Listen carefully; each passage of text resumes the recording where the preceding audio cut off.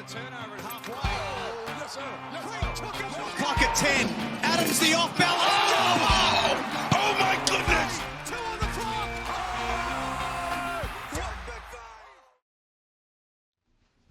Hello and welcome back to Beyond the Buzzer, the Basketball Fix Premier NBL podcast, where we look at everything to do with the NBL. And now round 2 is in the books. I have with me my two main men, NBL expert Josh Higgins and NBL super coach, superstar Jeremy Darke. Yeah, Gentlemen, boy. how are we this week?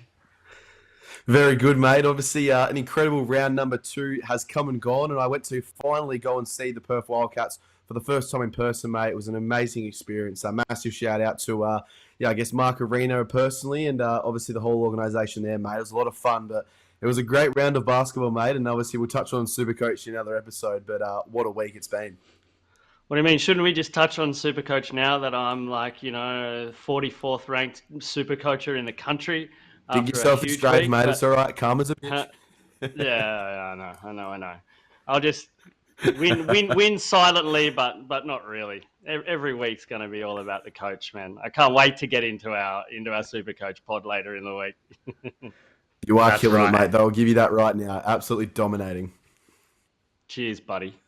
You will hear later this week the NBL Supercoach sessions with these boys, where Jez has climbed up to 44th in the rankings, 576 places he took this week with a score of 438.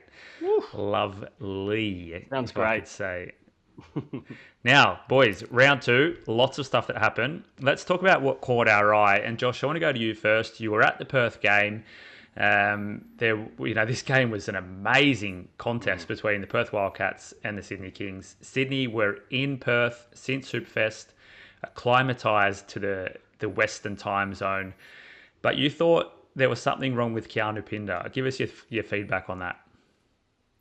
Yeah, I don't think I know there's something wrong with Keanu Pinder, and I think it's been a bit of a tale, I guess, of his whole career so far as an NBL player and even just a professional athlete as well. It's sort of come under question, and I think it's why he hasn't really made the step from a solid NBL player to a consistent superstar of this league, where at the start of every season, people are touching on him as a potential NBL MVP candidate, an NBL first teamer, and all those amazing accolades that he definitely could obviously win if he put everything together. But it's just really, really hard, obviously, touching on Keanu, because we see in round 1, 29 points, 6 rebounds, 3 steals. He looked like he was in for a humongous season. And then obviously goes out and has 1 point, 1 rebound, and only plays 10 minutes in a game against the Sydney Kings, in which I think a lot of people were expecting him to be a very crucial and pivotal piece of that game as well against Sydney's big men. But all reports are no sickness, no injury, just a typical down game for Keanu Pinder. But like you mentioned there as well, the other, I guess, big talking point out of it all was Elijah Pepper, our boy. Massive shout out to him. The first episode on the most recent season of the Basketball Fix podcast. If you haven't listened to that, make sure you go check that one out right now. But he played 18 minutes, had 18 points, 1 rebound, 3 assists, 2 steals for the Perth Wildcats, and really brought them back into this game as well. So an incredible performance there for Keanu Pinder. Sorry, not for Keanu, for Elijah Pepper there as well. But it's going to be interesting to see now what the rotations look like as well, because after a game like that, he's sure deserving to get some more minutes as well, you'd imagine. Yeah, just on Pepper's performance, it was huge. He was clutch. He sort of got Perth back into the game. But my biggest question was really, was he on fire just that little bit too much? We saw like when the game was on the line, obviously he's the guy that's hot, but shouldn't the ball be going a little bit more to Bryce Cotton? Because I just sort of felt Bryce just disappeared a little bit there for a while, because Pepper was hot, the ball was there. But in this clutch situation, you got to find Cotton. He's got the experience. He's the guy. He's the man in Perth.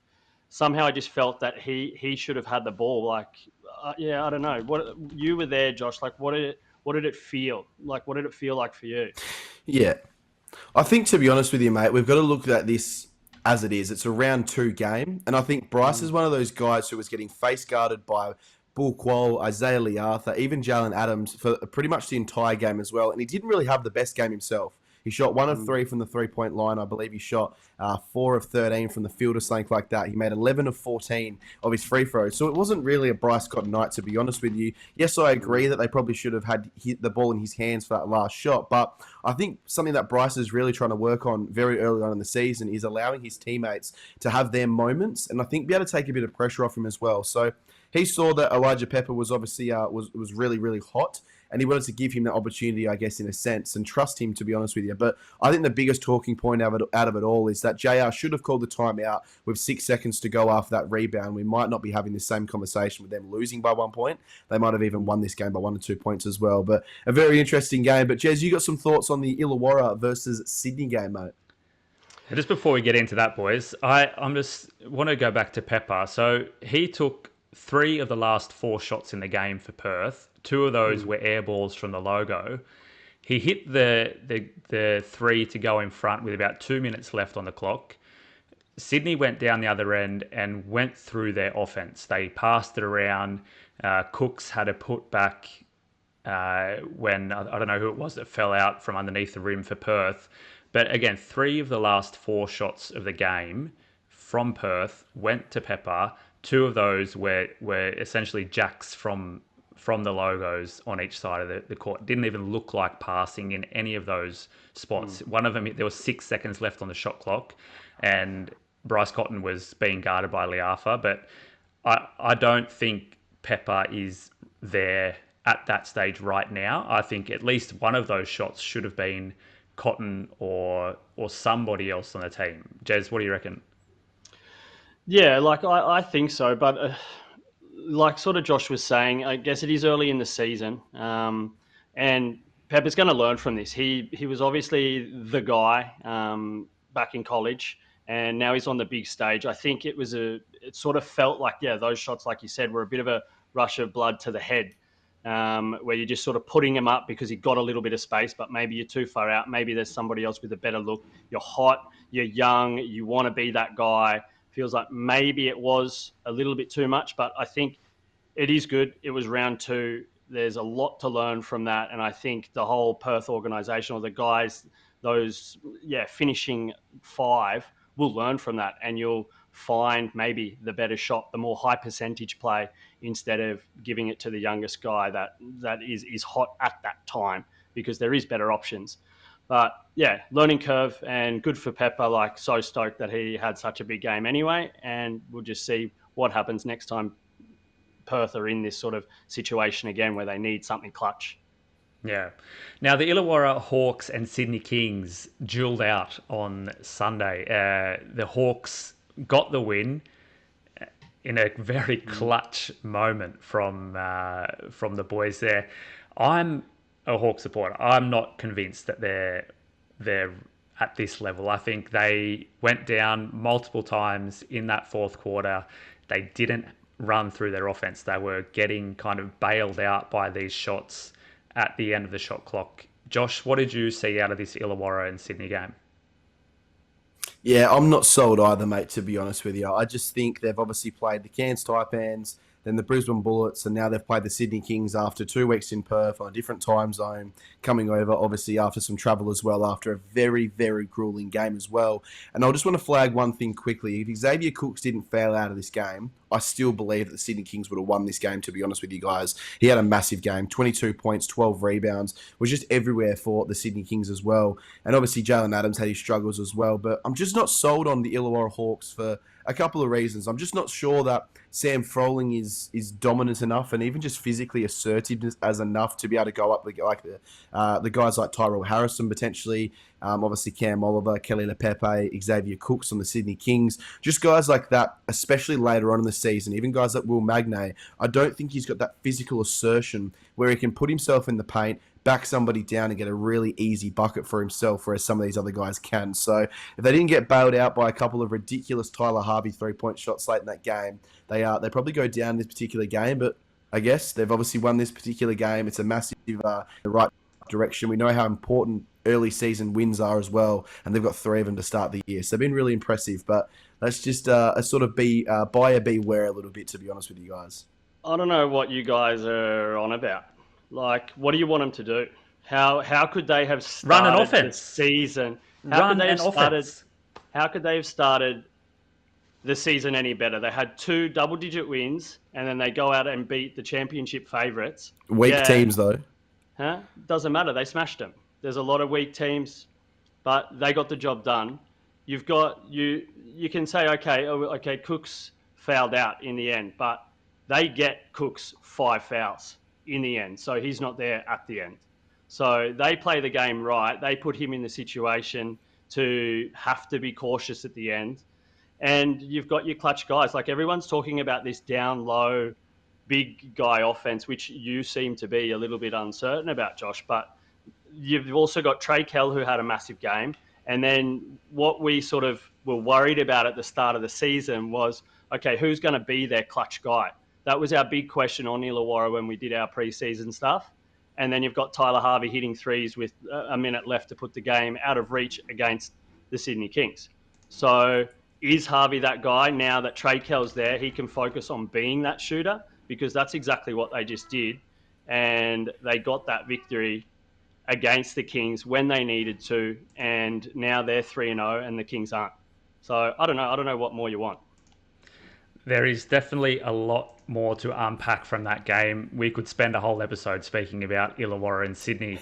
But boys, we have more games coming up this weekend. And before we get into our Game 1 preview of the 36ers and South East Melbourne Phoenix, we're just going to take a quick break. We're back in a jiffy.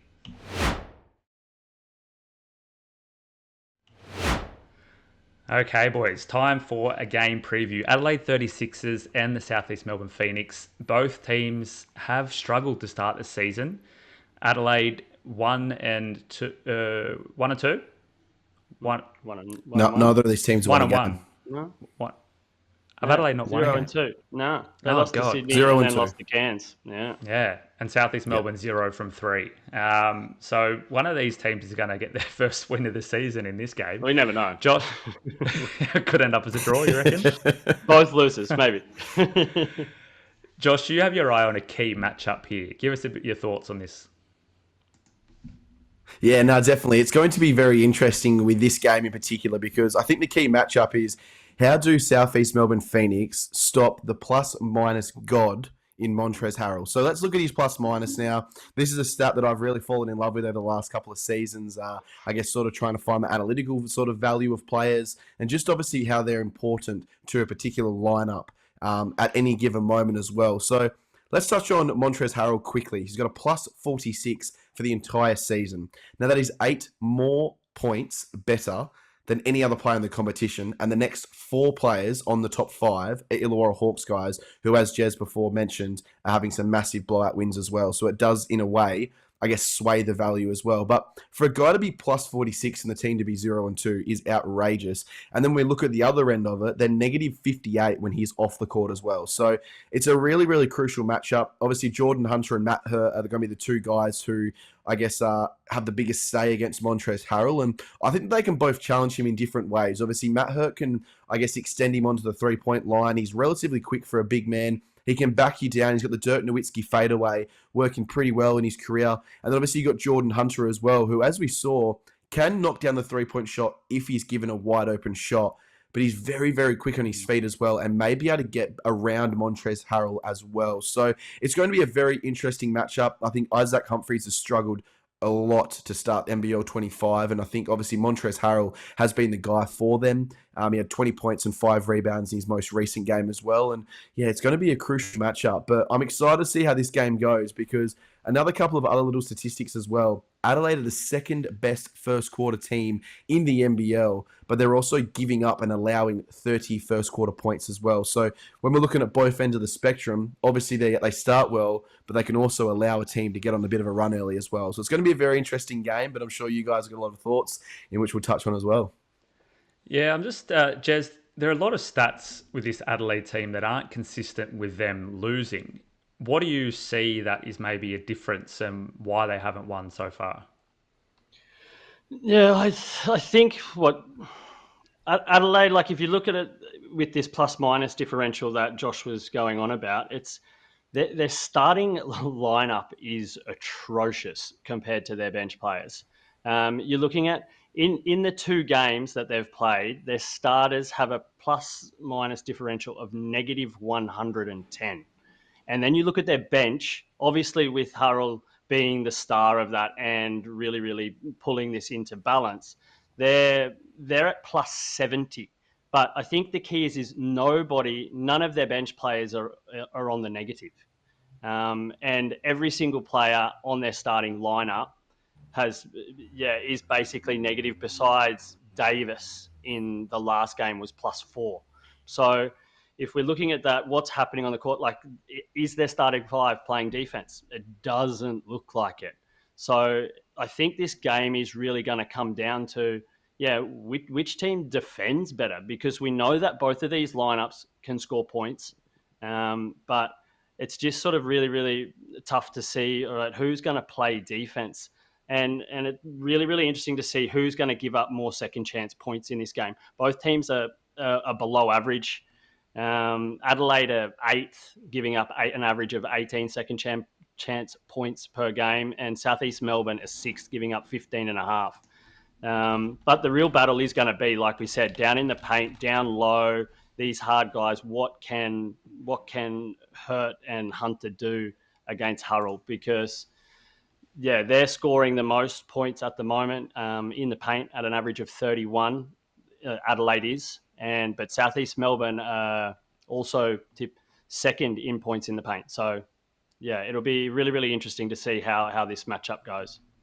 So you touched on a few things there, and I've got a couple more. So Adelaide ranks 7th in three-point attempts, but are 2nd in 3-point makes. So in my opinion, they should be shooting the 3-ball more.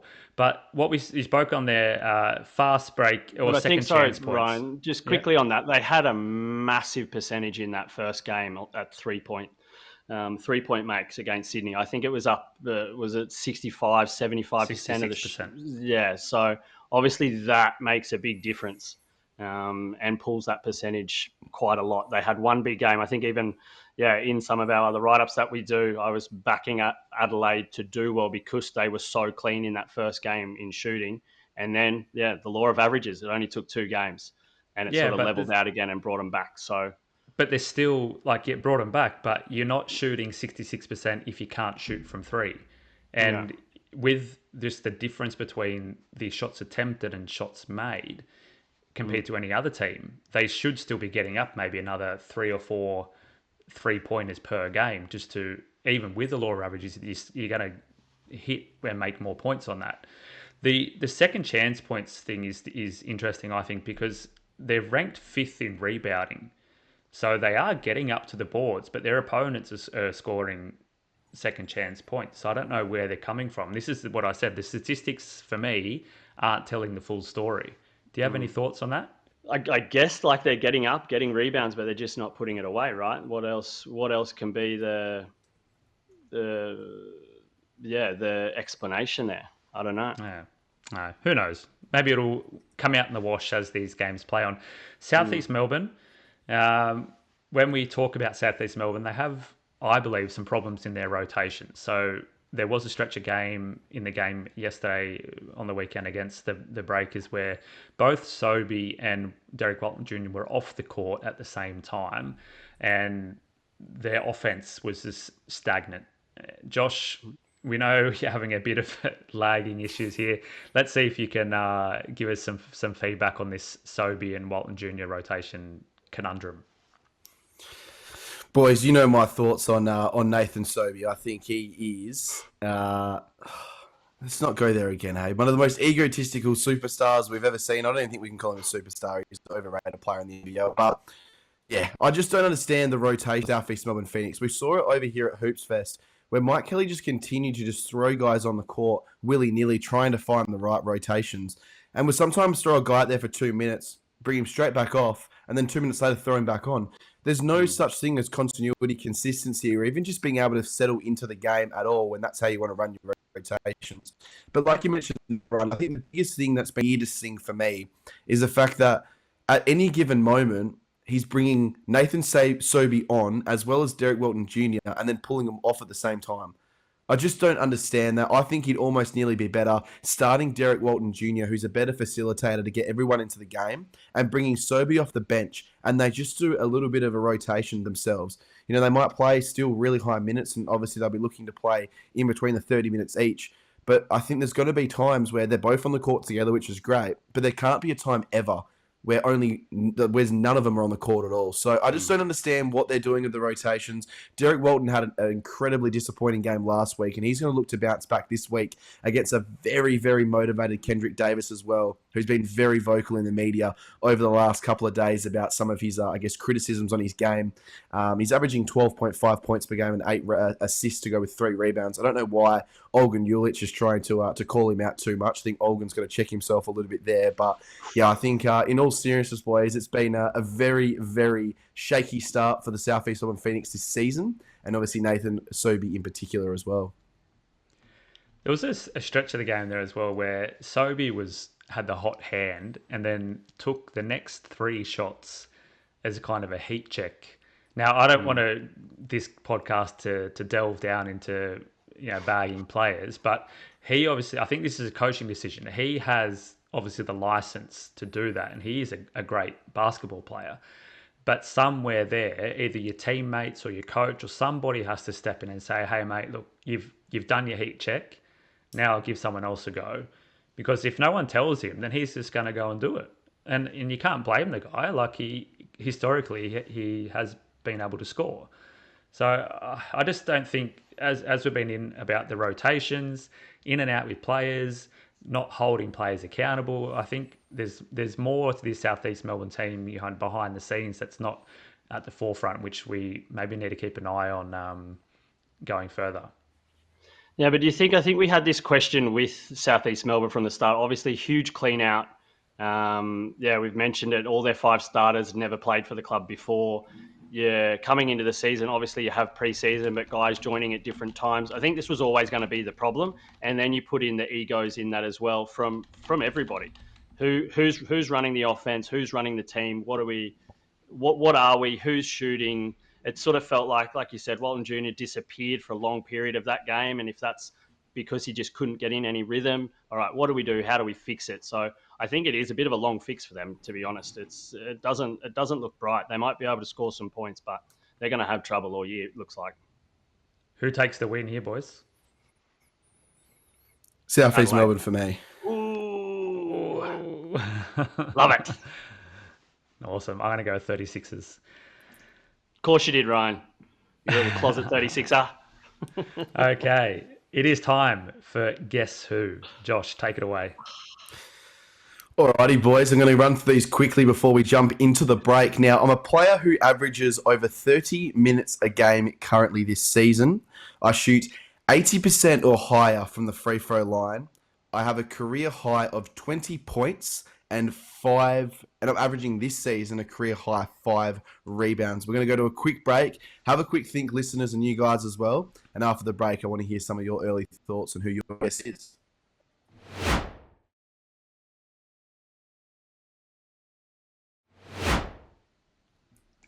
Alrighty, Guess Who time. Now, I'll quickly recap for you guys listening at home and obviously Jeremy and Ryan as well. So I'm a player who's averaging over 30 minutes a game. I shoot over 80% from the free throw line currently. I have a career high at 20 points in an NBL game, and I'm averaging currently a career high 5 rebounds. Jeremy, I'm going to start with you because Ryan's pretty confident he's got this one. He obviously has a little bit more time than yourself, mate, but give us a quick couple of thoughts and quickly figure it out. General knowledge stat geek, and I'm certainly not that. But I don't know. I've been trying to cheat and look at who's averaging 5 rebounds. I can't even find someone that's averaging 5 rebounds and 30 minutes a game. So I don't know if this is another one of your play on words tricks here, Josh, but I don't know. I'm suspicious about these questions already. So I'm not even going. He's put it on a plate for you. He's in your Supercoach team. No. Oh, why didn't you write that? The same guy that I gave you shit about for last week. Jonah Antonio. Okay, all right. There we go. Jonah Antonio for everyone playing on at home. Thought this was a little bit of a relatively easy one in a sense. We're obviously warming you guys up to it, so you get to understand how I think with these Guess Who's and obviously everything going forward as well. Because as the season goes on, I'm sorry to tell you this, Jeremy, quickly, mate, but it's going to get a hell of a lot harder from here, mate. So let's try and get you switched on before it gets to that particular point. But let's get into Game 2's preview, hey, Ryan. Let's do that. And we are going to preview the Cairns Taipans and Tasmania JackJumpers. Now, Josh, you picked out this game because there's some returning players on the Taipans, and Tasmania had a massive round 2. Give us your thoughts first and foremost on this matchup.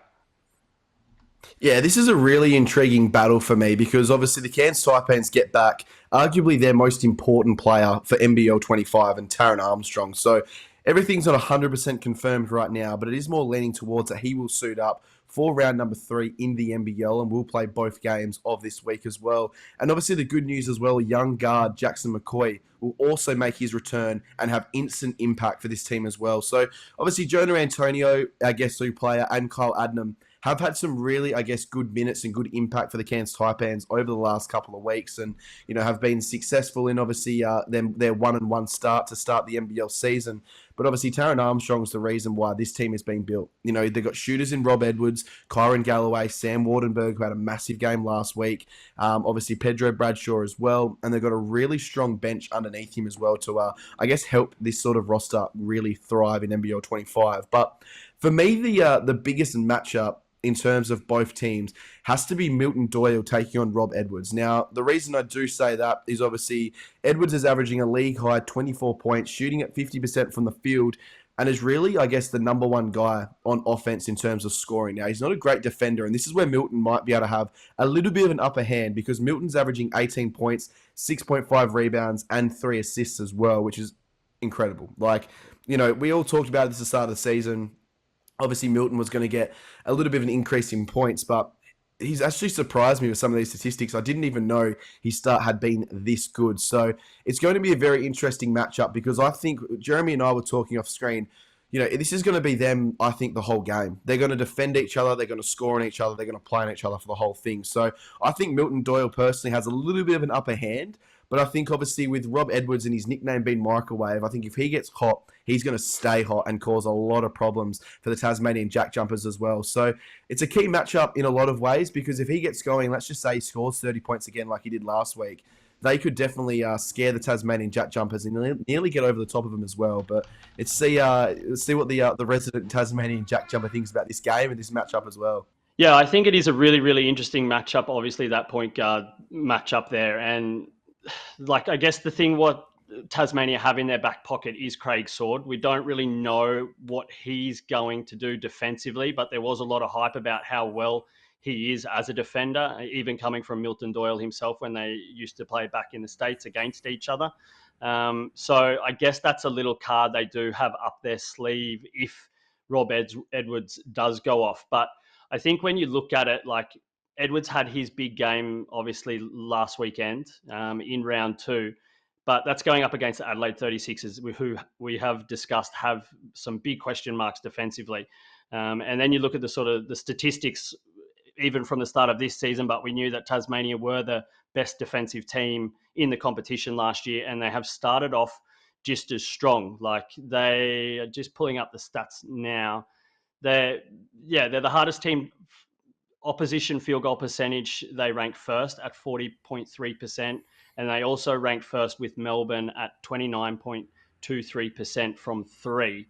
So they're the hardest team to shoot against, or you're having, the least amount of accuracy. So I think that definitely plays into this, and we'll see Edwards maybe struggle a little bit more than he did against the Adelaide 36ers, and maybe be a little bit more like their first game against Illawarra, where he also had a bit of a tough game. So, it is a great matchup, and it is going to be really, really interesting to see how well he performs because it was an absolute superstar performance. But, I back the JackJumpers defense all the way through there, 100%. They don't have to score, and they proved that when they played their game against Melbourne in Tasmania. It was much slower, much more low scoring, and they got the job done and got it done well. Yeah, it's gonna be an interesting matchup. I just think I don't know which way to look at this as well because we've obviously got to look at the factor obviously that Cairns are playing their third game as a combined. This is not really common in the NBL with this much player turnover in one team, with obviously touching purely on the imports as well. But I just rate Taron Armstrong so highly, and I think obviously he's had the injury, but he'll still know all the playbook style and obviously how these guys play and where they want to be hit and what shots they love to take. And I just think if this team gets hot from the outside, they can definitely test a Tasmanian JackJumpers team as well. Because when we're looking at 3-point shooting, Armstrong's not too bad himself. Obviously, Rob Edwards is a solid scorer and solid shooter. You've got Sam Wardenberg, who lit it up from 3 points in their last game. Obviously, got Pedro Bradshaw, who's shown he can shoot the three ball. I think Tanner Groves will be better this round, obviously, against Will Magnay. Then you've obviously got Kyron Galloway. You've got Kyle Adnam. I'll get that one out eventually. Jackson McCoy, and just a real good plethora of talent off the bench as well. So I just think in terms of obviously the Tasmanian JackJumpers, yes, they hold teams to low margins and I guess low scores as well. But you're going to see throughout this season, I reckon there might be a couple of teams who score 100 points in them, which I don't think would have happened too much in NBL history this season, because I just think it's going to be a very open sort of lineup for them going forward. Yeah, the matchup also down low, like we've talked up high, but obviously this whole Tanner Groves, Wardenberg versus Will Magnay matchup is really, really interesting.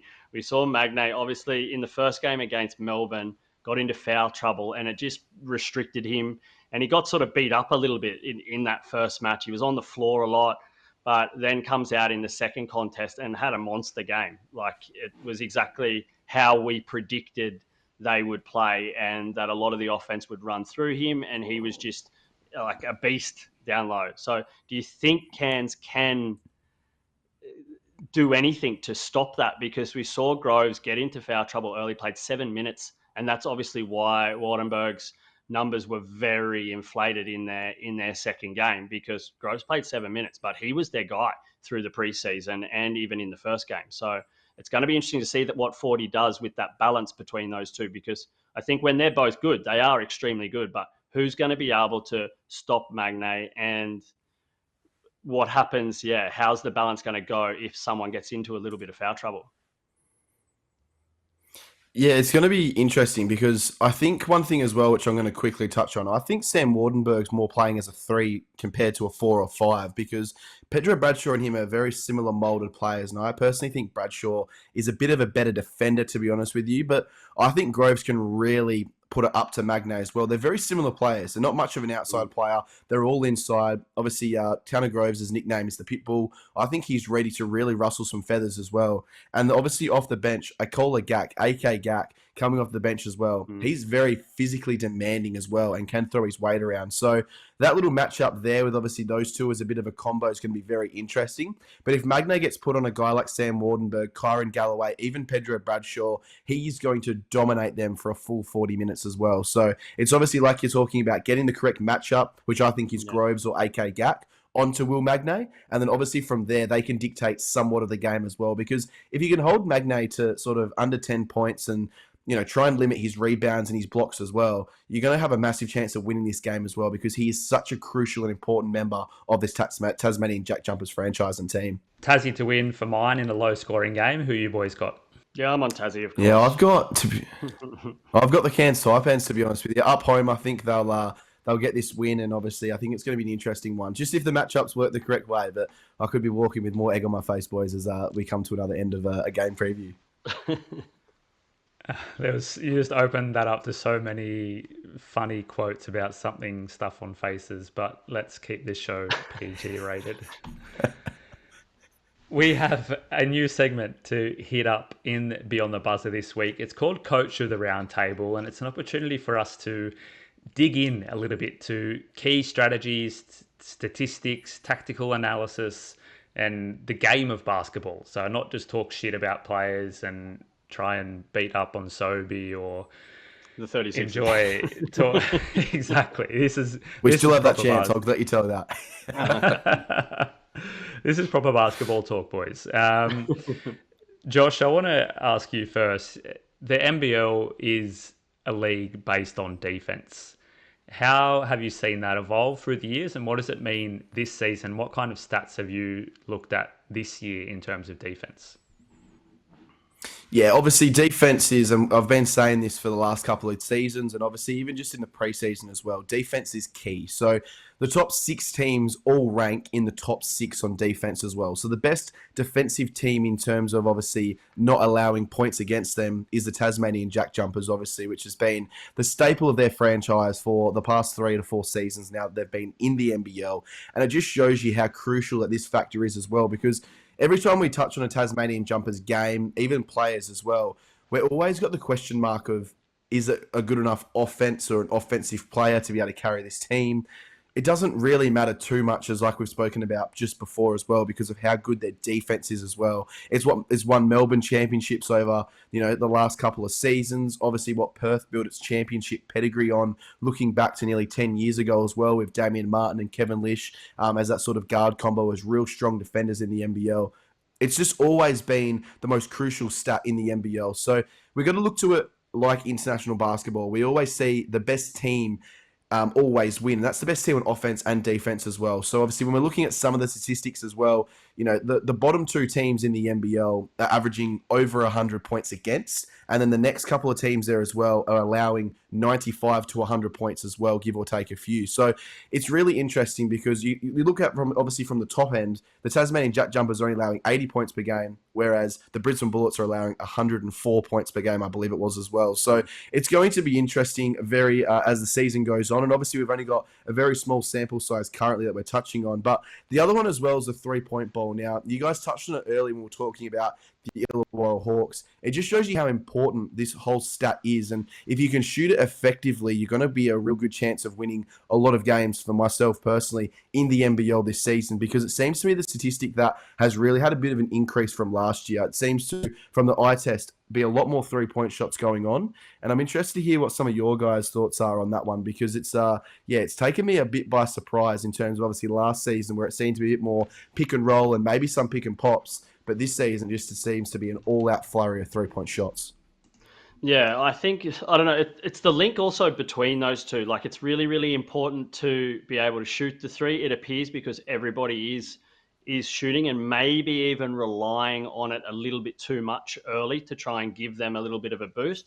But I also like the correlation between these two topics, because it's also the teams that defend the 3 the best that are the top teams in the competition, especially at the start of this season, because you've got, say, Melbourne, Tassie and Illawarra, who have the lowest opposition 3-point percentage. So it's being able to stop teams from getting that lead, especially it seems like I mentioned earlier, like teams are going out hard early in the first and second corner and shooting a lot of 3s. We saw Perth do it against Sydney, and we also saw Sydney do it against Illawarra, and it almost had a little bit of an adverse effect because it changed the way that they had to play, because they were a little bit inaccurate at the start and putting up bombs. Like, I think close, it was both teams. Perth went 5 from 19 against Sydney in the first half, and Sydney against Illawarra, they went 5 from 24.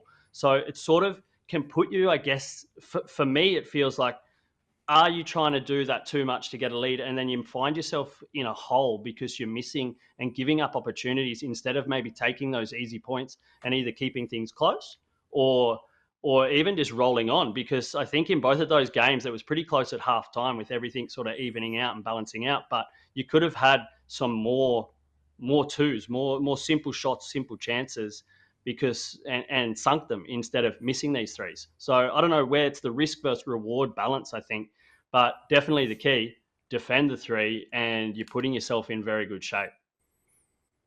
Now, Josh, on this 3-point kind of surge that we've had in the NBL, it changes the defensive tactics of teams. How do you think a team needs to adjust going from that lockdown defense close to the rim with the players they have, the tall guys and those really agile defenders, to now having to defend against the 3-point shot out on the perimeter? What do the teams need to do to be an elite team in this metric? Yeah, I don't often with the NBL and really think back to it, but I think the zone's nearly the best way to stop it in a sense. And it's sort of like a 4 out, 1 in sort of zone where you're sort of guarding the 3-point line and your two guys on the sort of outside, I guess, are really able to come inside to help if the ball does come down quick as well. And we saw it a little bit there with the Sydney Kings versus the Illawarra Hawks matchup. The Illawarra Hawks went to a zone to stop the Sydney Kings' 3-point shots, and even how quickly that they were running in transition as well. And it really did stagnate the Sydney Kings, who were struggling to find an open 3-point shot and were tending to just jack up 3-point shots as the game went on. So I think the biggest one is limiting transition offense, because the faster you play, the more times you're going to get a shooter open. And then obviously when you do get it, it's about really stopping the point guard or the guard bringing the ball up the court down, and I guess really sort of putting pressure on the 3-point shot as well. So it does come down to who you're playing and how you're going to play them, because like we said, with Sydney, you're going to just defend the 3-point shot. For myself personally, you probably do it with Perth as well. But obviously teams like Melbourne, they've got a bit more of a dynamical sort of offensive lineup as well, where they can drive, hit the mid-range, attack the basket, and then obviously shoot out for the 3-point shot as well. So it does come down to matchup and opponents. But yeah, I think it's obviously, like I mentioned, limiting the offense on transition, and then obviously playing a little bit of a zone as well, which I'm not the biggest fan of in the NBL, but if you do it well, it can work very, very well for a particular team. You did mention the Illawarra and Sydney game. Illawarra were defending well out on the perimeter, but then you saw the pick and roll of Adams and Cooks, and then Adams and Oliver being really, devastating for Sydney Kings. How do you kind of then react? Who you're putting down in that one in the middle to try and react against that? Are you switching on the pick, or how do you defend that? Oh, it's a tough one. And this is where I sort of touch on the particular matchups for a certain example as well. And this is where I question Sam Froling to a certain extent as well, because if Sam Froling's the guy who you're playing down below, and yeah, you're playing on physical guys like Xavier Cooks, but even Cam Oliver as well, who we know is a renowned pick and roll sort of guy, and he can have the massive lobs and the highlight finishes and all that sort of stuff as well. So I think you've got to genuinely switch on those picks, and obviously just play that fast, stagnant offense and hope that the guys close in from the wings to be able to give yourself the depth. You're going to open yourself up to those 3-point shots. But at the end of the day as well, if you've got 4 on the outside, and especially guarding the 3-point line, you've got to hope that your defense is not too penetrable as well, because there isn't a lot of space to be able to get the right pick and roll to be able to get around those guys. And obviously, like I said, you've got to rely on those guys from the wings coming in to really help the shot blockers, and also help the guard, obviously leading him into that as well. So it's obviously all about matchups as well, and getting the right crucial matchups, and having some guys on the court who can help you overall. But yeah, it's been a very interesting sort of statistic to watch so far in the NBL about how consistently these guys are shooting the 3-point shot, and I'm interested to see if it continues this way or if it taper off a little bit as the season goes on. Okay, well, before we wrap up the show, boys, we're going to touch on our Basketball Fix MVP, and we have 3 players once again that we're going to put in. I'm just going to run through them quickly here. Josh's audio is lagging a bit, so Jez and I will carry the load on this one. Jez, we have to just 1 point, had a double game week. Your boy, Trey Kell. Yeah, my boy, my MVP pick at the start of the season. Had a shocker to start the year, or a quiet game, but certainly got things back. He had a massive performance against Brisbane with 30 points, 4 rebounds, 3 assists, and a steal. And even his second game, he put up another 20 points, I think another 4 rebounds. So he had a huge weekend, but that massive, big performance against Brisbane was definitely MVP caliber, and that's exactly the type of game that the Illawarra Hawks need him to have more often than not. Okay, so 1 point for Trey Kell. Will Magnay gets the 2 votes this week. A massive game, which essentially gave them the victory over Melbourne. How did you see his game playing out? Yeah, well, I just think it was, if you compare it to the first game that he played against Melbourne, got into foul trouble, like we said a little bit earlier, had a bit of a rough game, and he certainly bounced back and played that key role that we said that he was going to play. Had 18 points, 11 rebounds, so a very, very solid double-double there. Also had an assist, 3 steals, and a massive 5 blocks. So if you're a super coach guy, like most of us are, definitely a huge game, and it would have been nice to have Magnay in your team because he just filled the stat sheet. So obviously definitely worth the 2 points there. And then our 3 points and player of the round, Josh, who is it? Hated to see it, mate, but Jalen Adams, 27 points, 2 rebounds, 6 assists, 6 steals, dominated from the start of that game to the end. And he was the deserving winner of the 3 votes this week, mate, for sure. Massive. Well, that is the Basketball Fix MVP. We will catch you up on the votes a little bit further down the track. Coming up on the Basketball Fix channels, you'll hear the NBL Supercoach sessions. Again, you'll hear Jez shot up the rankings to number 44 on the ladder. Hear what the boys have for trade thoughts coming into round 3 and another couple of double game weeks. Also, the Path to Pro series, where I look at the Next Stars program and some massive games from those Next Stars. Good to have those matchups against each other. So there'll be more of that to come this week. Higgins, hot 3 takes. You got to get on that one if you like the controversial takes. Josh doesn't hold back on those episodes. That's what we love. Much more, boys. Don't forget to, and listeners, don't forget to check out thebasketballfix.com.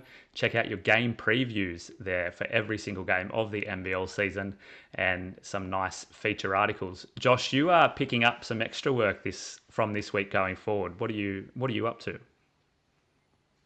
Yeah, obviously writing a few articles as well in terms of some betting previews and all that sort of stuff as well. So make sure you guys stay tuned for that content coming up as well. It'll be on our websites and we're posting it around on all of our social medias as well. So if you love a bit of a cheeky bet and obviously gambling responsibly as well, make sure you check them out. And obviously some really in-depth articles to a certain extent as well. And something obviously on the Basketball Fix side as well, we're going to be having John Riley on as well.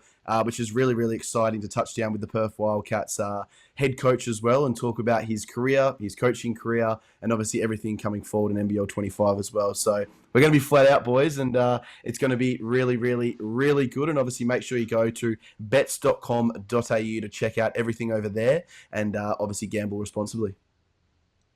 That's it. Let's wrap this up. Thanks for today, boys. And listeners and viewers, we all hope you have gotten your basketball fix. Which stars come to play? He's the biggest of them all. Step back, 4-3. Phoenix force a turnover at halfway. Oh, yes, sir. Yes, sir. Clock at 10. Adams the off balance.